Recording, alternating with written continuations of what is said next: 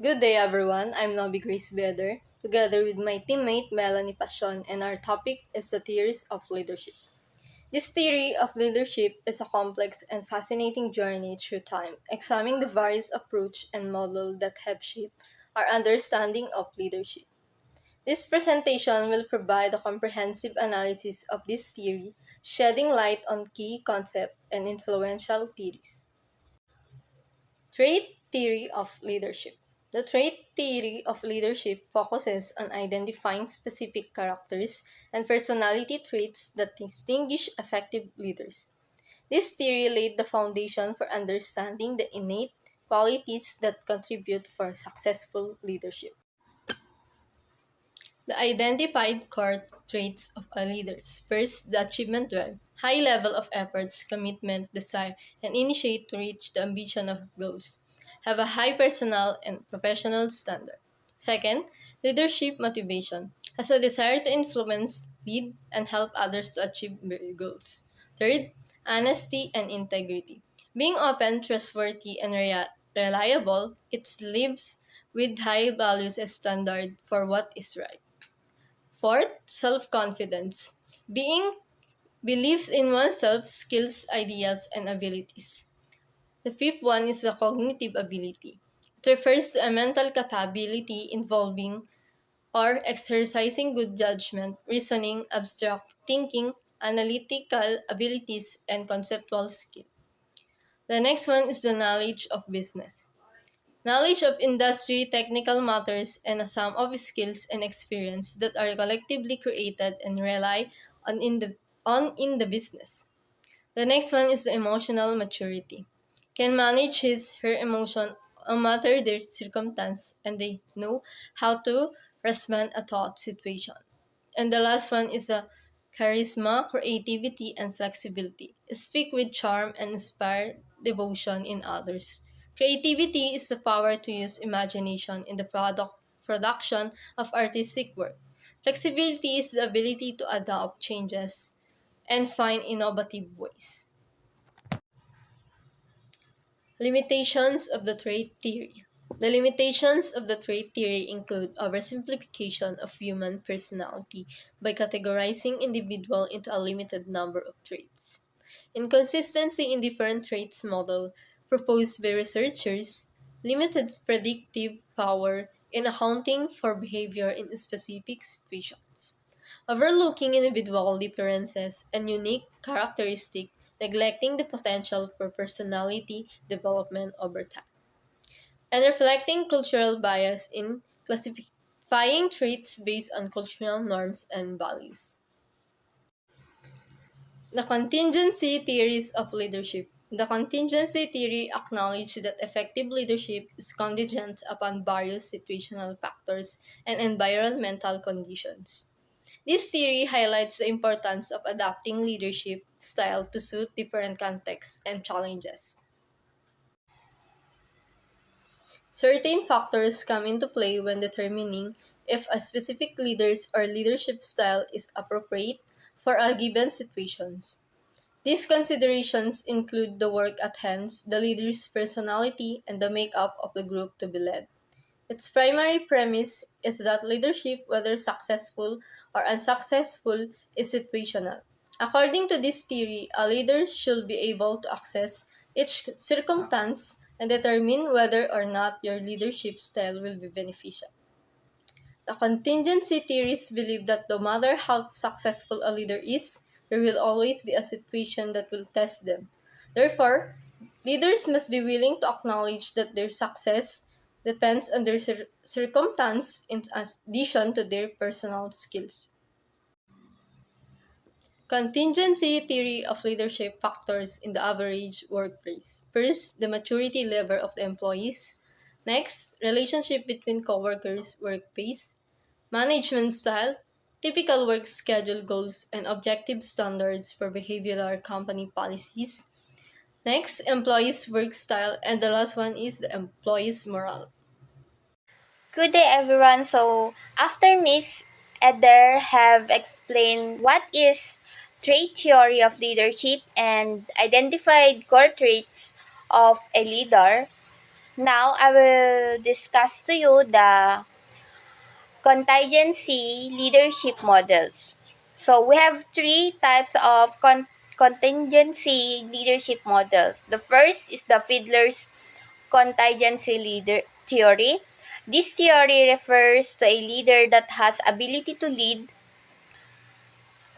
and this theory fits situation where groups are closely supervised and not team-based. It also uses a least preferred coworker scale to help determine the type of worker the leader least likes working with it. The second is the situational leadership.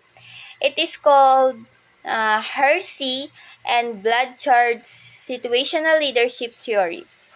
This theory puts forth the idea that leadership style hang on four behaviors, which are the telling, selling, participating, and delegating. The third one is the path goal theory. It is a combination of two popular theories, the goal setting and the expectancy.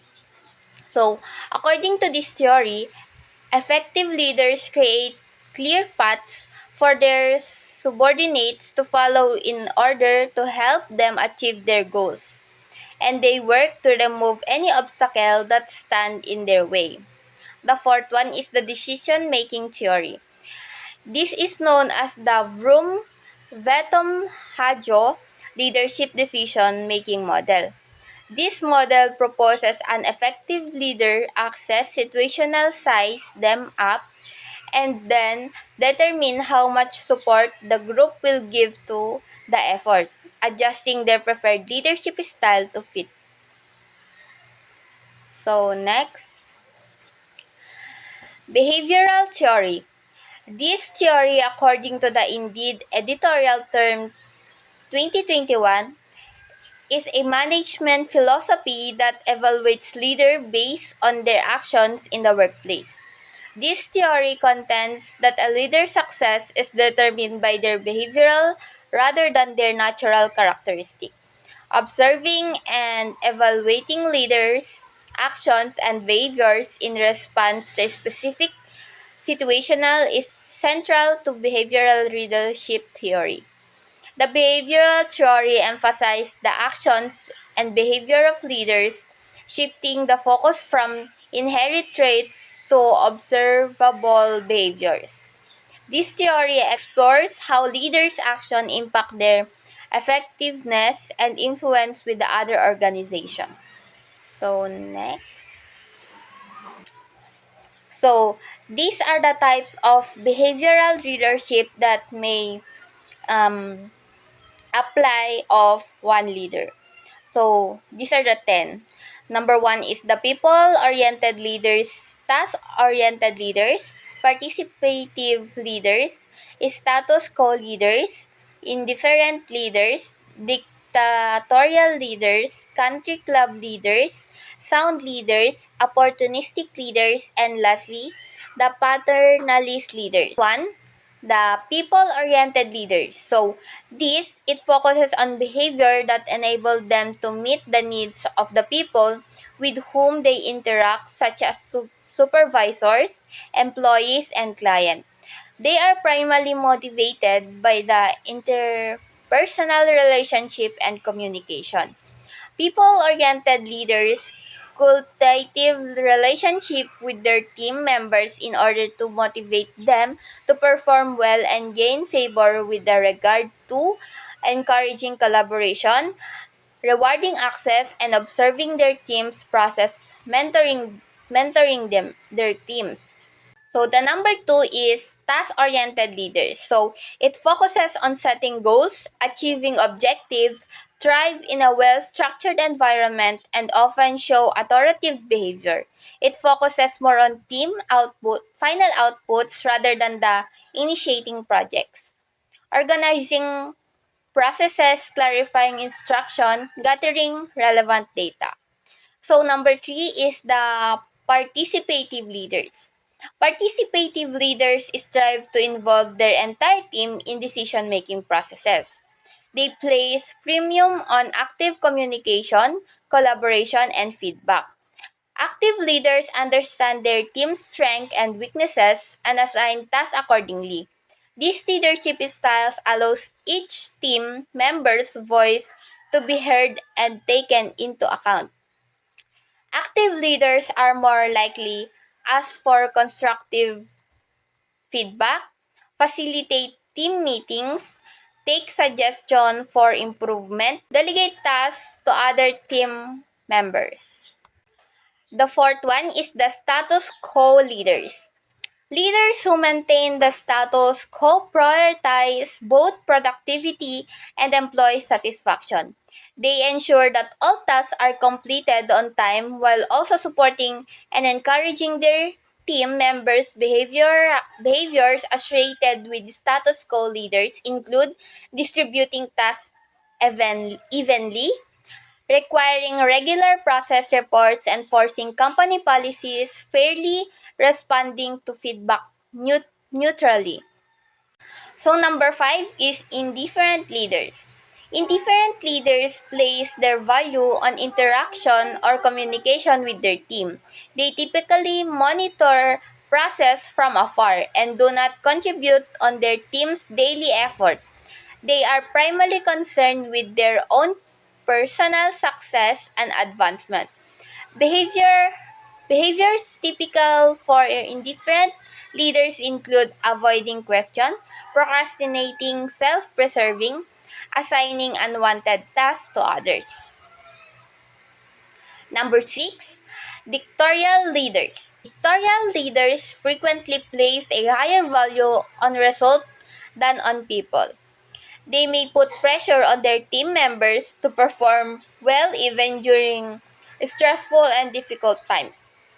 Behaviors associated with dictatorial leaders include setting inflexible deadlines, disregarding excuses, ignoring feedback, and lastly, achieving short-term goals. Number 7, country club leaders. So, leaders of country club place on a high value on team members' happiness and satisfaction. They believe that comfortable and well-equipped team is more likely to succeed. When working with country club leaders, team members are more likely to demonstrate high levels of trust and loyalty. Behavior associated with a country club leaders involves responding to team members' feedback, focusing on employees' well-being, defending employees' interests and rights, supporting the members' decision. Number 8, the sound leaders. It regards to the most effective types of behavioral leadership because it prioritizes both productivity and team morale equally. They value their team members, set realistic goals, and produce high equally results. Behavioral associated with sound leaders include encouraging open communication, allowing employees to work independently, listening to the implemented feedback, and lastly, the providing training and continuing education to team members. So number 9, opportunistic leaders. So these kinds of leaders are goal-oriented and will use any means necessary to achieve their goals.